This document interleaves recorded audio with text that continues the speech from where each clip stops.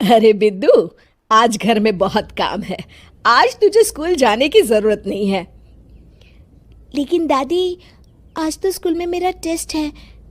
अरे एक दिन स्कूल नहीं जाएगी तो ऐसी कौन सी तेरी कलेक्टर की पढ़ाई छूट जाएगी। वैसे भी मैं देख रही हूँ आजकल तो बड़ी ढीठ हो गई है। अपनी दादी की बातें सुनकर बिंदु नाराज हो जाती है। तभी उसकी माँ कहती है, अरे बिंदु, इतनी छोटी बात पे मुंह फुलाने की क्या जरूरत है। दादी बिल्कुल सही कह रही हैं। लड़कियों को तो घर के काम काज सीखना चाहिए।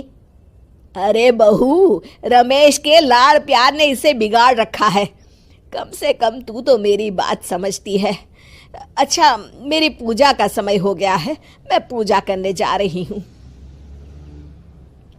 इतना कहकर रमेश की माँ वहां से चली जाती है। इस तरह बिंदु की दादी और माँ दोनों अक्सर उसे घर के कामों में ही उलझा कर रखते थे। कुछ दिनों के बाद राजू और बिंदु के 10वीं के रिजल्ट्स आते हैं। दोनों बच्चे दादी को अपना अपना रिपोर्ट कार्ड दिखाते हैं। शाबाश मेरे लाल, तू तो बड़े अच्छे नंबरों से पास हुआ है। तभी बिंदु कहती है, दादी, मैं भी अच्छे नंबरों से पास हुई हूँ। रमेश की माँ बिंदु को अनदेखा करते हुए कहती है, हाँ हाँ ठीक है, अभी यहाँ खड़ी क्या कर रही है। सुन लिया मैंने, जाकर मेरे लिए चाय बना कर लिया। बिंदु उदास होकर चाय बनाने किचन में चली जाती है। तभी राजू कहता है, दादी, मैं क्रिकेट के कोचिंग सेंटर में एडमिशन लेना चाहता हूँ। अरे वाह राजू बेटा, ये तो तूने बड़ी अच्छी बात कही। तू कल ही अपना एडमिशन करा ले, जितनी भी फीस होगी मैं दे दूंगी। अरे एक दिन मेरा पोता विराट कोहली बनेगा। इस तरह अक्सर रमेश की माँ अपनी पोती बिंदु के साथ दुर्व्यवहार करती थी। कुछ दिनों के बाद रमेश की माँ और उसकी पत्नी दोनों सास बहू मिलकर राजू का एडमिशन अच्छे स्कूल में करवा देते हैं, लेकिन बिंदु का एडमिशन नहीं करवाते। इस बात से नाराज होकर बिंदु अपनी दादी से कहती है, लेकिन दादी, मुझे भी आगे की पढ़ाई करनी है। अरे क्या करेगी आगे की पढ़ाई लिखाई करके हैं?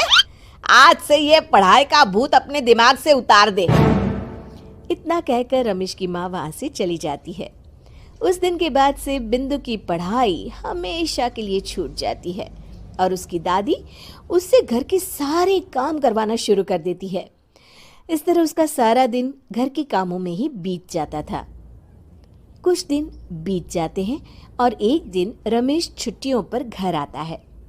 बिंदु को घर के काम करते हुए देख उससे कहता है, अरे बिंदु बेटा, तुम स्कूल नहीं गई? पिताजी, दादी ने मेरा एडमिशन कराने से मना कर दिया है। वे कहती हैं घर पे रहकर घर के काम करना सीख। अपनी माँ का ये बर्ताव देख रमेश को बहुत गुस्सा आता है और वो अपनी माँ से कहता है, माँ, ये तुमने क्या किया? आगे की पढ़ाई के लिए स्कूल में बिंदु का एडमिशन क्यों नहीं करवाया? अरे बेटा, लड़की जात है, ज्यादा पढ़ लिख कर क्या करेगी।